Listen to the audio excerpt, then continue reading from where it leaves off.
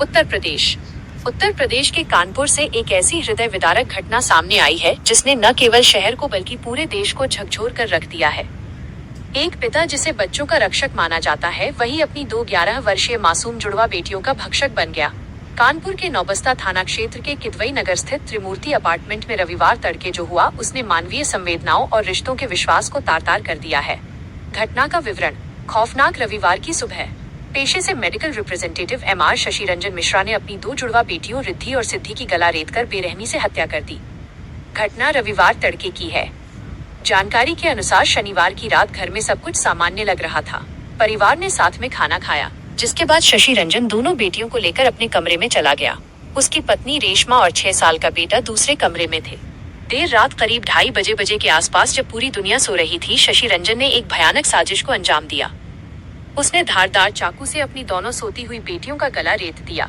कमरे का मंजर इतना भयावह था कि वहां पहुंचने वाले पुलिसकर्मियों की भी रूह कांप गई। चारों तरफ खून फैला हुआ था और दोनों मासूमों के शव जमीन पर पड़े थे। हत्या के बाद खुद पुलिस को किया फोन। इस दोहरे हत्याकांड को अंजाम देने के बाद आरोपी पिता कहीं भागा नहीं, वो लाशों के पास ही बैठा रहा। उसने खुद ही यूपी 112 पर कॉल करके पुलिस को सूचना दी कि उसने अपनी बेटियों को मार दिया है। जब पुलिस मौके पर पहुंची तो उसने बिना किसी प्रतिरोध के खुद को सरेंडर कर दिया। पुलिस ने मौके से हत्या में इस्तेमाल किया गया चाकू भी बरामद कर लिया है। शक, सनक और सीसीटीवी का जाल। इस हत्याकांड की जड़ें अचानक पैदा हुई किसी बहस में नहीं, बल्कि सालों से पनप रही एक बीमार मानसिकता में छिपी थी। आरोपी की पत्नी रेशमा ने जो खुलासे किए हैं वे रोंगटे खड़े कर देने वाले हैं। रेशमा के अनुसार शशि रंजन उस पर बुरी तरह शक करता था। उसका ये शक इस कदर हावी था कि उसने घर के हर कोने में सीसीटीवी कैमरे लगा रखे थे। एंट्री गेट से लेकर किचन और यहाँ तक कि बेडरूम तक में कैमरे लगे थे, ताकि वो हर पल अपनी पत्नी की निगरानी कर सके।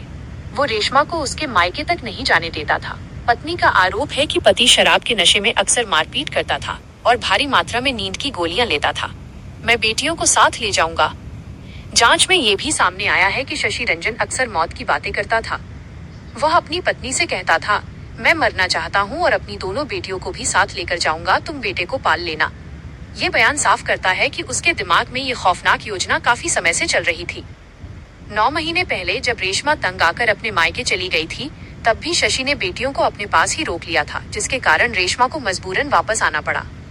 समाज और सिस्टम पर सवाल। ये घटना केवल एक आपराधिक मामला नहीं है, बल्कि ये हमारे समाज के लिए एक बड़ा रेड फ्लैग है। 1. घरेलू हिंसा के प्रति चुप्पी। सालों से चल रही हिंसा और सनक को परिवार और पड़ोसियों ने निजी मामला समझकर नजरअंदाज किया। 2. मानसिक स्वास्थ्य की अनदेखी। आरोपी के व्यवहार में स्पष्ट तौर पर मानसिक अस्थिरता के लक्षण थे, लेकिन उसे इलाज के बजाय सनक के रूप में देखा गया। 3. पितृसत्तात्मक सोच। बच्चों को अपनी निजी संपत्ति समझना, जिनके जीवन और मृत्यु का फैसला पिता कर सकता है, एक बेहद खतरनाक सोच है। पुलिस की कार्रवाई और वर्तमान स्थिति। कानपुर पुलिस के आला अधिकारियों ने घटनास्थल का निरीक्षण किया है। फॉरेंसिक टीम और डॉग स्क्वाड ने साक्ष्य जुटाए हैं। पुलिस कमिश्नर के अनुसार आरोपी को गिरफ्तार कर लिया गया है और उसे जेल भेजने की प्रक्रिया शुरू कर दी गई है। शवों को पोस्टमार्टम के लिए भेज दिया गया है। फिलहाल इलाके में भारी पुलिस बल तैनात है और जांच जारी है। निष्कर्ष।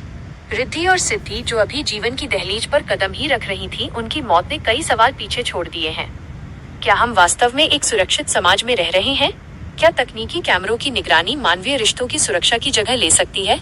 ये घटना चीख चीख कर कह रही है कि अगर हमने अपने आसपास की हिंसा और मानसिक अस्थिरता पर चुप्पी नहीं तोड़ी, तो ऐसे निर्दोष बच्चों की बलि चढ़ती रहेगी। आज वो माँ इंसाफ की गुहार लगा रही है और अपने पति के लिए फांसी की सजा मांग रही है। पूरा कानपुर इस समय शोक में डूबा